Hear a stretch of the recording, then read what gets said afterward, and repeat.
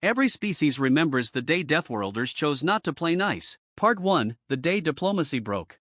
In the vast cold of space, the galactic concord was more than a council, it was a fragile balance. Over 1,000 species, each different in form, mind, and temperament, had banded together to avoid the all-too-common fate of conflict. The galaxy was enormous, but resources were precious. Cooperation, for millennia, had been essential to survival. The Concord had survived wars, famines, and even a few genocidal campaigns, held together by diplomacy, rules, and the undeniable fact that a misstep could lead to ruin. And then, humanity arrived. To the Concord, humans were something of a cosmic accident.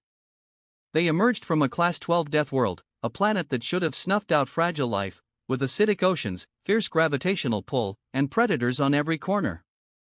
Evolution had somehow produced a species not only resilient to the conditions of Earth but thrived in them. This earned humans a special, almost fearful place in the Concord.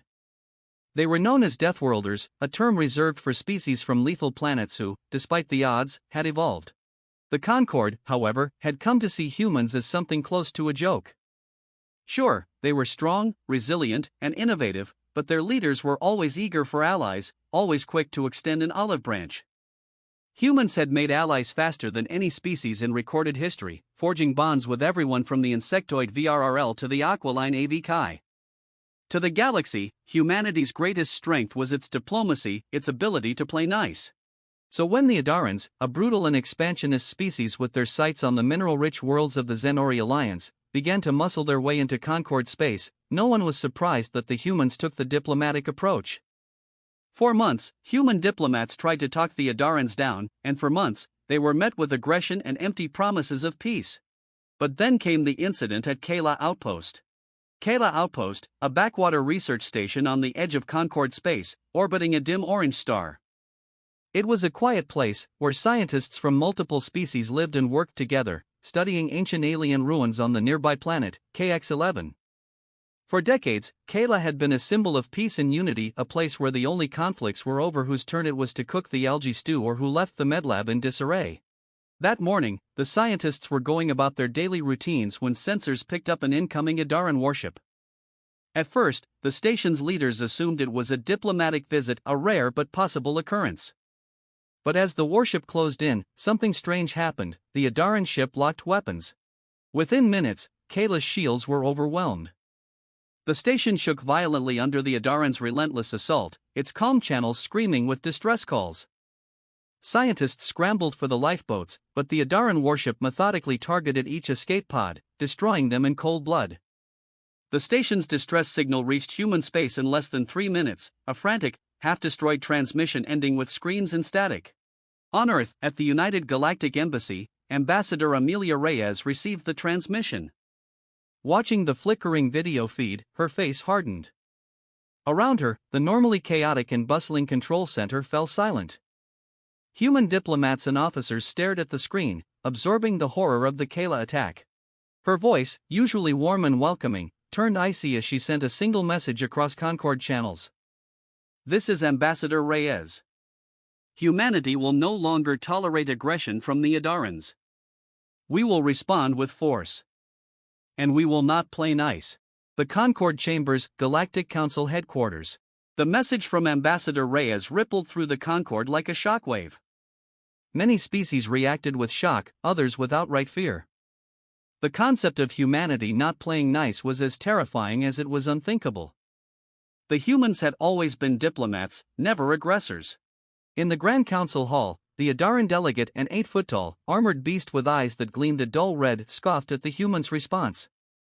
Let the Deathworlders come, he snarled, baring rows of needle-like teeth. Let them show us the strength they've only ever claimed to possess. Their kindness is a mask, a weakness they cling to. It was a sentiment the Adaran leadership shared, and soon that confidence spread across the Adaran forces, who began taunting human channels. Adaran generals boasted about their ruthless efficiency, their might, how they would bring humanity's fragile colonies to their knees. They dared humanity to respond. And humanity answered. Command Ship Tides of Wrath, Human Fleet Staging Zone.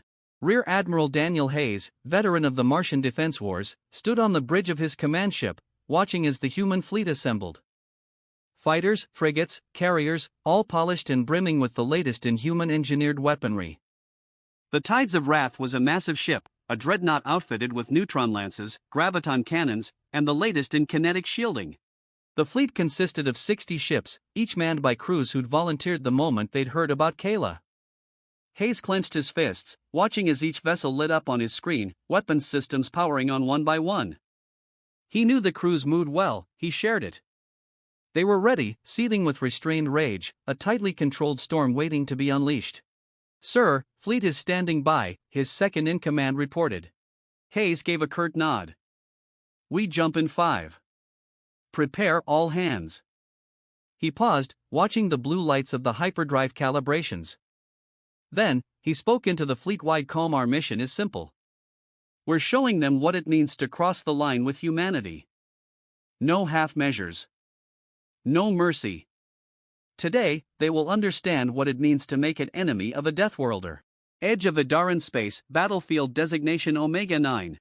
When the human fleet emerged from hyperspace, the Adaran ships were waiting.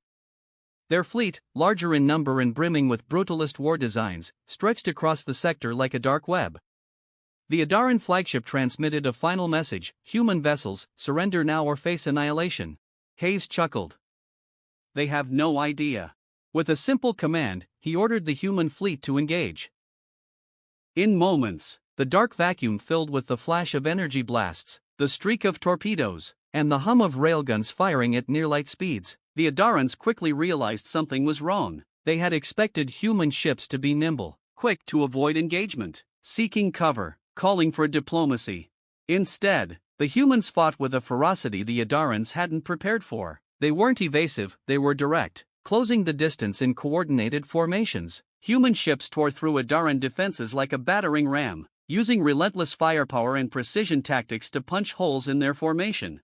The Tides of Wrath led the charge, its neutron lances cutting through the Adaran vessels as if they were paper. Human fighters weaved through the enemy's defenses with deadly efficiency, targeting weak points with pinpoint accuracy. Hayes didn't hesitate, didn't flinch as he ordered ship after ship destroyed. He could feel the weight of Kayla's fallen on his shoulders, their memory spurring his every move. One by one, the Adaran ships fell, their hulls cracking and bursting in the cold vacuum of space. The fleet that had expected easy prey now faced devastation, their taunts swallowed by human war cries and tactical commands echoing through the comms. As the last Adaran ship disintegrated in a hail of human fire, Rear Admiral Hayes leaned back, exhaling. They'd made their point today. The galaxy had witnessed humanity unleashed, and from now on, every species would remember the day the Deathworlders chose not to play nice. The ripple of fear across the galaxy. Word spread like wildfire. The Adarans had been soundly defeated, no, obliterated by the humans. Other species, far removed from the immediate conflict, watched in stunned silence as their newsfeeds and diplomatic channels replayed the footage. Reports of Adaran ships reduced to shrapnel, helpless as the human fleet cut through their ranks with deadly precision, painted a stark picture of humanity's resolve. In the halls of the Galactic Concord, the murmurs became a roar. Ambassadors and diplomats from every corner of the galaxy crowded into the council chambers, their voices a cacophony of confusion and fear. The Concord had always been a shield, a promise of peace that bound them together with treaties and agreements. And now, for the first time, one of its members had responded with unrestrained violence. The humans hadn't just defended themselves, they had retaliated, and without the slightest trace of their typical restraint. At the center of this storm stood Ambassador Amelia Reyes. She had come alone, her usual entourage absent. Her face was set in hard lines, her usually soft brown eyes flashing with a rare intensity. The Concord Council, an assembly of representatives from hundreds of species, seated in a massive ring around her, buzzed with tension. From every angle, she could feel the stares, the distrust, the fear. The council speaker, a towering silvery being with shifting fractal patterns across its skin, raised its many-fingered hand to silence the assembly. Ambassador Reyes of Earth, the speaker intoned, its voice a melodic hum. Would you care to explain the human response to the Adaran incident? The council is concerned. Amelia held her ground, meeting the speaker's many eyes. Concerned? Tell me, speaker, where was this concern when we pleaded for months for the council to intervene? Her voice was even but laced with steel. We followed your protocols. abided by your every diplomatic request, hoping for a peaceful resolution. And yet, the Adarans were allowed to attack Kayla Outpost, a civilian research station filled with innocents. A murmur rippled through the chamber. Diplomatic representatives exchanged uneasy glances, but few dared to meet her gaze. The Adaran ambassador, a scarred and furious general named Kadar, stepped forward, his scales darkening with rage. "Your so-called innocents trespassed on Adaran-claimed space," he snarled. "Your people ignore boundaries, they flaunt their presence in places they do not belong, and now you humans prove yourselves savages, retaliating with bloodlust rather than reason." Amelia's expression didn't waver. She leaned in, her voice calm but lethal. "Savages? Reason? General Kadar, my people didn't ask for this fight, but when it came, we didn't turn away. We met it, head on, and if you or any other species wishes to test our resolve, we are ready." Her words rang out through the chamber, unwavering. The silence that followed was as heavy as the blackness of deep space. Human space, Luna Military Command Center. Back on Luna, Earth's first moon and now the heart of its military command, Rear Admiral Daniel Hayes and his fleet officers gathered around a massive holodisplay of the galaxy. The hologram highlighted not only human territory but dozens of other species zones, territories belonging to those who had once considered humanity little more than newcomers, amusing but inconsequential. "We have a few dozen new transmission requests from Concord Worlds," one officer announced, flipping through the incoming messages. "A few from the Drawl Confederacy, and, surprisingly, one from the Vrex Hegemony." The Vrex were a species known for their pride and isolation. They had avoided Concord membership, preferring to rule their own sector without outside interference. But now, even they seemed interested in the humans. "What's the nature of their transmission?" Hayes asked, his brow furrowed. "Simple. They want to know if we're open to an alliance." That single word hung in the air. Hayes allowed himself a rare smile. Humanity, once overlooked, now commanded a respect and fear that rippled through the galaxy. In less than a week, they had redefined their reputation. Hayes knew it wasn't just about force, it was about respect. It was about making clear that humanity wouldn't be prey, nor a mere pawn in the games of larger, older empires. But the implications of this victory, this newfound attention, weighed heavily on him. The fleet was ready for another fight if needed, but war was costly, and humanity couldn't afford to be the galaxy's police force. "Send a response to the Vrex Hegemony," Hayes ordered. "Tell them we'll discuss terms, but no alliances without mutual respect. Humanity doesn't take kindly to empty promises or broken words." The officer nodded, sending the transmission. Idaran Homeworld, Command Citadel. Back on Idara, the High Command was reeling. They had underestimated humanity, that much was clear, but they were far from defeated. In the war chamber, General Kadar convened with Idaran strategists and warlords. The rage among them was palpable. "We will not allow humans to humiliate us like this," Kadar growled, slamming his fist against the stone table. "They believe they can match Idaran might because they won one skirmish? We will remind them what it means to cross the Empire." The Idarans were already moving, secretly amassing an invasion force, one that would strike at humanity's weakest point, hitting the colonies scattered along the fringe of their territory. Their intelligence reports were sketchy, but they believed human defenses would be weakest there, far from the main fleet. It would be a swift strike, intended to force humanity to surrender, to prove once and for all that they were no match for the Idaran war machine. But what they didn't understand was that humanity had long learned to defend itself from all directions, from their planet's earliest days, and they were ready for anything. The outer colonies, edge of human-controlled space. On the lush colony world of Proxima Terra, a planet on the edge of known space, life had continued peacefully, though the tension from the Kayla incident was beginning to make its way to even this distant outpost. Farmers, engineers, scientists, humans and their allied species worked side by side, transforming Proxima Terra's fertile soil into a thriving settlement. But beneath this calm, human defenses lay hidden, built over years with painstaking precision. This wasn't merely a colony, it was a fortress disguised as a settlement. At the colony's perimeter, hidden in the dense forests, sat Lieutenant Commander Jonah Park, head of Proxima Terra's defensive forces. He had seen the messages from Luna, warning of possible Idaran retaliation.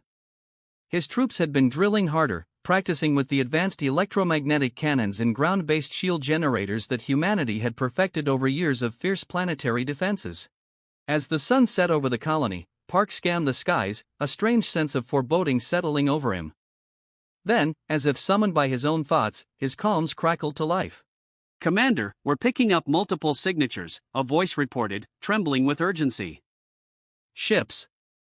Idaran ships. Closing in fast from the northwest." Park's jaw tightened. He grabbed the comm unit, issuing a calm but urgent command.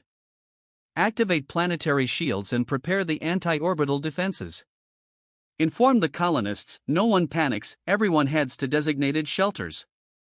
And all combat units, mobilize. It's time to show the Idarans what a colony of Deathworlders is capable of." Orbit above Proxima Terra. The Idaran warships descended, a dark, terrifying wave moving in formation, as if to consume the tiny colony below. Their fleet commander barked orders, their ships poised to destroy the settlement in one swift, brutal strike.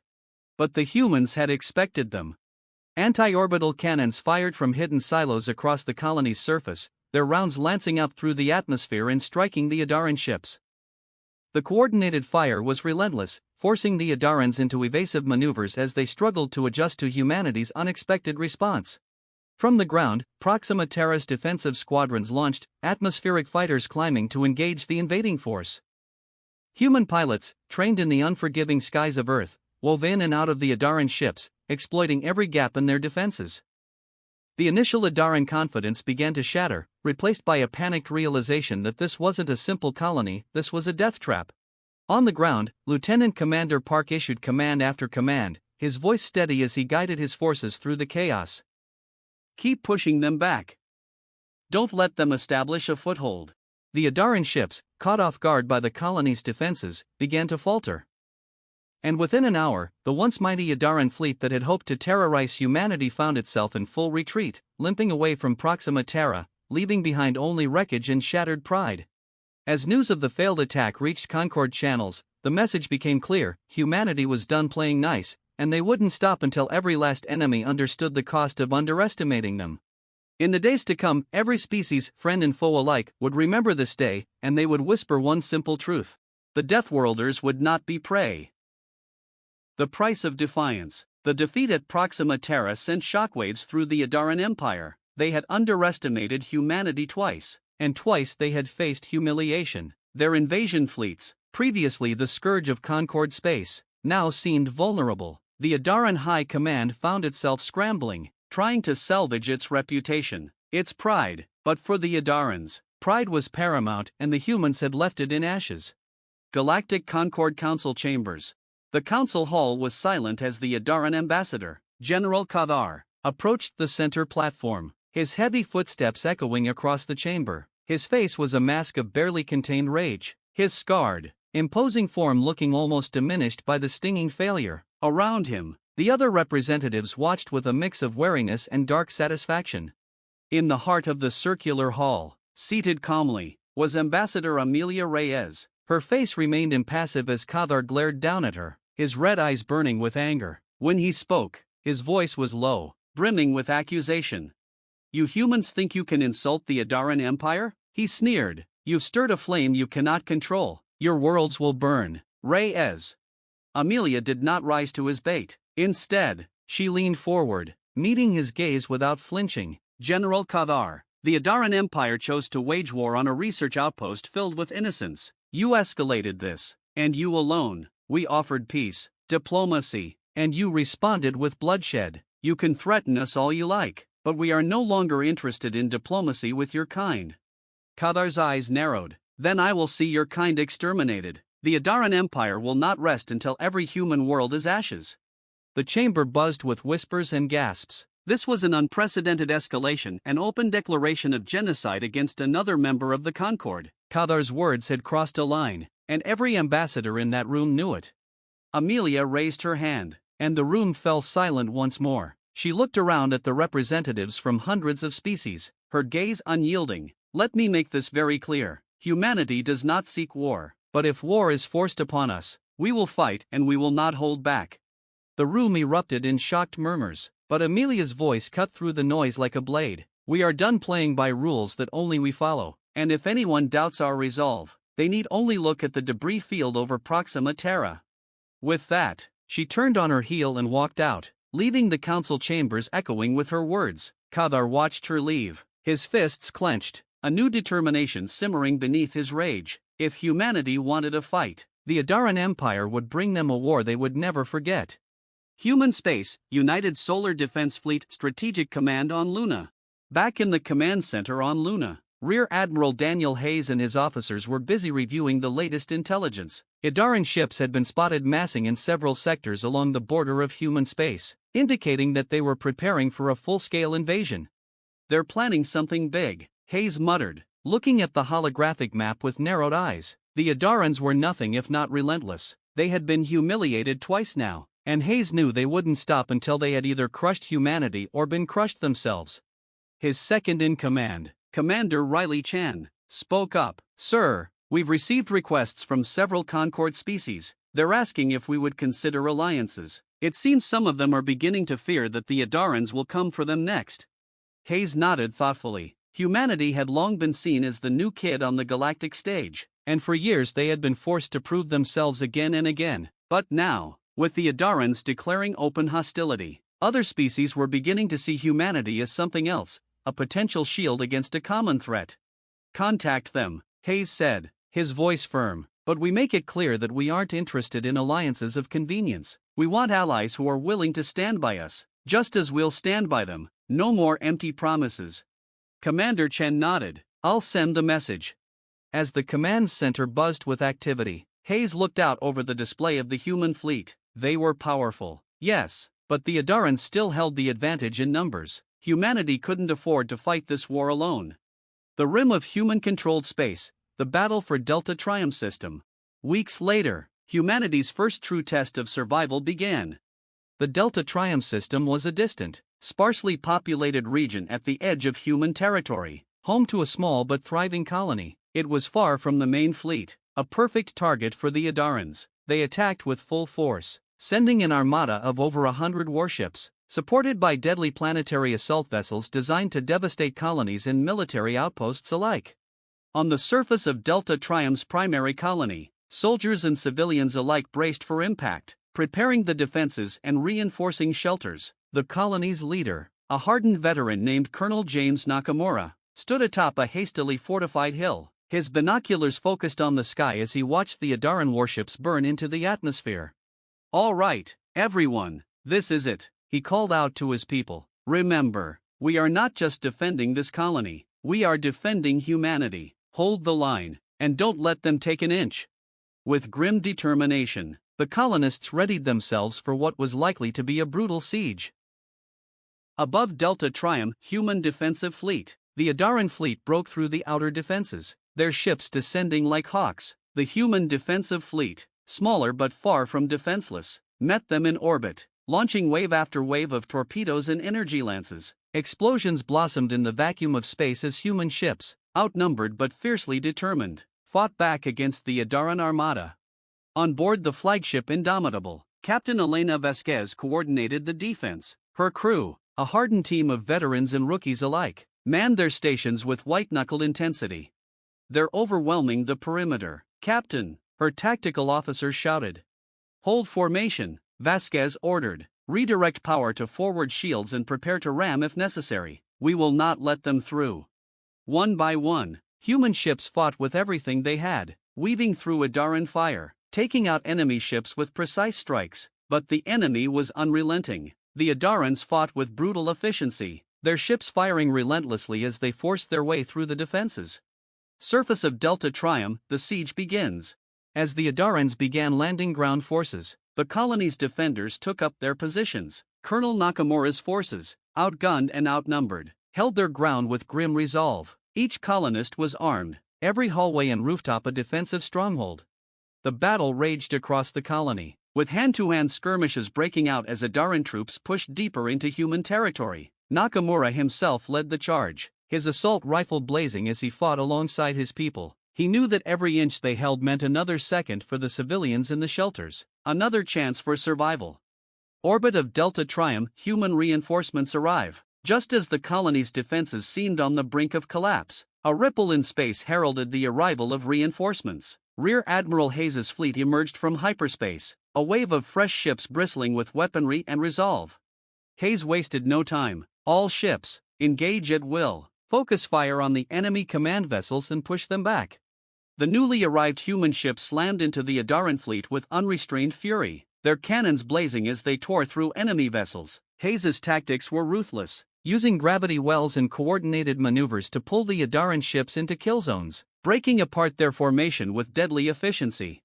The tide of the battle shifted as the Adarans, shocked by the sudden onslaught, began to falter. Their ships broke formation, desperately trying to retreat, but the human fleet pursued them relentlessly. The Indomitable and other ships led the charge, finishing off every last Adaran ship in orbit. Delta Triumph Colony, after the battle.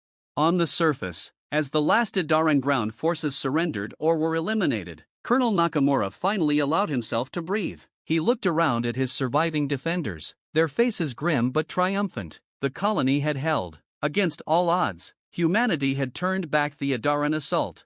When Hayes arrived on the surface to assess the aftermath, Nakamura saluted him, his face streaked with dirt and blood but alive with fierce pride.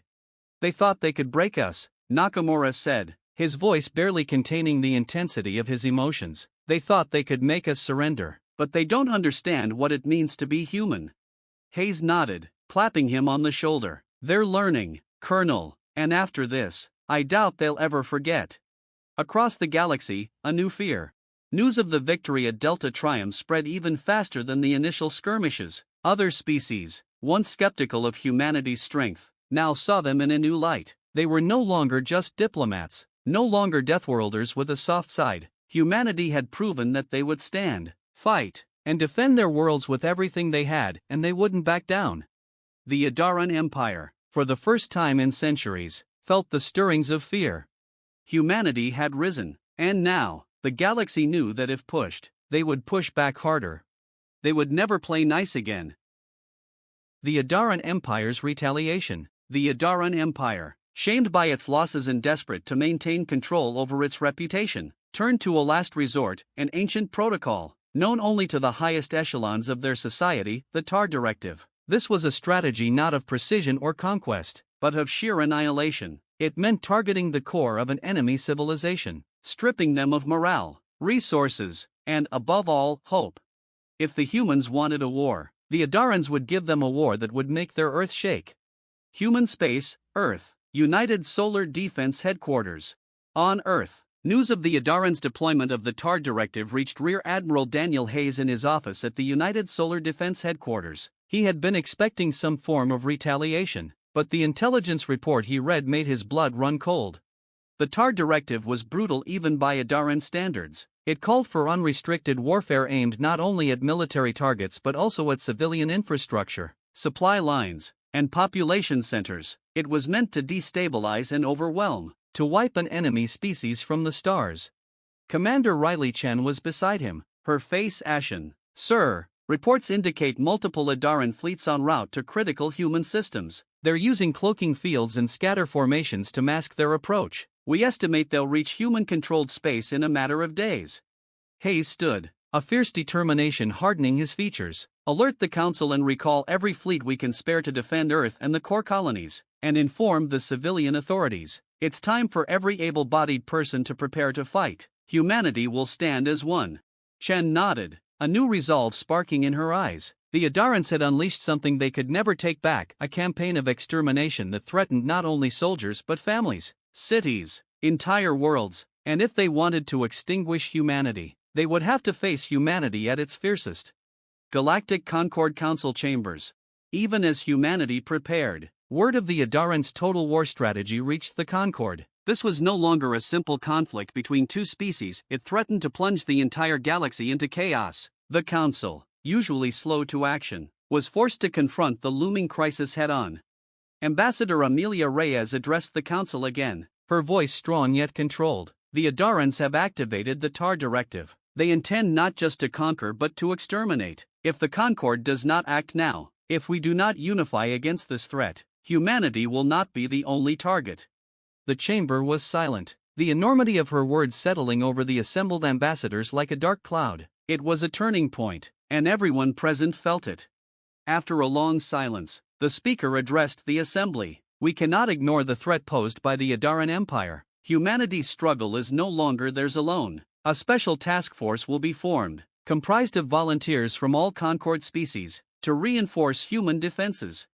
For the first time, species who had once scoffed at humanity's boldness were now pledging ships, supplies, and soldiers to their defense. Alien fleets mobilized, preparing to join humanity in a defense of Earth that would go down in history. Approaching Earth, the final battle begins. As the Adaran fleets drew closer to human space, Earth's orbit became a staging ground for a defense unlike any the galaxy had ever seen. Human ships filled the void alongside the strange, diverse vessels of their new allies, shimmering organic ships from the VRRL, gravity-warping craft from the AV Chi, and nimble strike cruisers from the Drawl Confederacy. Earth itself was fortified, with planetary shields erected, anti-orbital cannons primed, and every satellite equipped with repurposed weaponry. This was humanity's home, and every human, from the oldest veteran to the youngest civilian, was prepared to defend it. On the bridge of the Tides of Wrath, Rear Admiral Hayes took a deep breath, watching as the Adaran fleets appeared on the edge of the solar system. The swarm of ships, bristling with weapons and reinforced armor, cast a dark shadow over the stars. The Adarans had come in full force. All ships, Hayes commanded, his voice calm but steely, hold formation and await my order. Today, we fight for everything we are, everything we've built. Stand strong, humanity does not break. The assembled fleets responded with a chorus of acknowledgments, each species ready to face the brutal onslaught. The battle for Earth. The Adarans struck first, unleashing waves of plasma missiles and graviton warheads. Space erupted in a cacophony of color and violence as defensive formations moved to intercept. Ships from all allied species held the line alongside human vessels, intercepting and neutralizing Adaran fire with unmatched precision. In a coordinated response, the human fleet returned fire, focusing on the leading Adaran command ships. Human pilots darted through enemy lines, targeting weak spots with their advanced weaponry, their ships agile and deadly. Below, on Earth's surface, planetary defenses activated. Massive railguns fired into the sky, kinetic rounds blazing toward the enemy ships with devastating accuracy. The skies over Earth were filled with streaks of light as anti-orbital cannons and surface-based defenses struck Adaran vessels that dared to descend. But the Adarans were relentless. A contingent of their forces broke through, descending into Earth's atmosphere and launching ground troops in massive, armored pods. They landed in major cities, setting up mobile command centers as they began an invasion on the surface. Battle for the streets, New York City. In New York City, the ground trembled as Adaran pods crashed into the streets, their armored soldiers emerging with brutal efficiency. Human forces, civilians among them, took up arms, transforming skyscrapers and underground bunkers into battle zones. Sergeant Tara Monroe, a former Marine turned resistance leader, directed her team from a fortified position in Times Square. She wore body armor patched with duct tape and battle scars, her face grim as she surveyed the approaching Adaran forces. "All right, team, hold your ground. We've got reports of reinforcements coming in from the Drawl contingent. Until then, don't let a single one of them through." Her squad, an assortment of soldiers, resistance fighters, and volunteers, nodded, bracing themselves. Around them, the sound of artillery and gunfire echoed through the empty streets. When the Adarans advanced, they met fierce resistance. Every building was a potential sniper's nest, every alleyway a potential ambush site. Monroe's team took them down in close quarters, moving through abandoned shops and crumbling streets with a practiced ferocity. In one brutal skirmish, they managed to push the Adaran forces back, buying time for reinforcements to arrive. The turning point. Above Earth, Rear Admiral Hayes received updates from every front, his tactical display flashing with reports of both victories and losses. The Adaran forces were strong, but with the combined might of humanity and their new allies, the tide began to shift. In one decisive maneuver, Hayes ordered the Tides of Wrath and its battle group to target the Adaran flagship, the heart of their command. As human ships closed in, firing everything they had, the flagship's defenses began to buckle. A coordinated strike from a squadron of VRRL ships tore open the hull, and in a final, devastating salvo, the Tides of Wrath launched its graviton cannons, ripping the Adaran flagship apart. the explosion lit up the dark. A moment of raw triumph as the Adaran command structure collapsed. Without leadership, the remaining Adaran ships fell into disarray, their formations breaking as they struggled to retreat. On Earth's surface, the invading Adaran ground forces, cut off from reinforcements, began to surrender, some even abandoning their weapons and fleeing. Humanity had withstood the worst the Adaran Empire could throw at them. Aftermath, a new galactic order. As the last of the Adaran forces were pushed back, humanity and their allies gathered in the council chambers once more. This time, Ambassador Reyes stood with leaders from across the galaxy, their respect for humanity evident in their expressions. The speaker addressed the assembly, acknowledging the undeniable. Humanity has defended its home with honor and strength. From this day forth, Earth will stand as a full member of the Concord, a beacon of resilience and courage.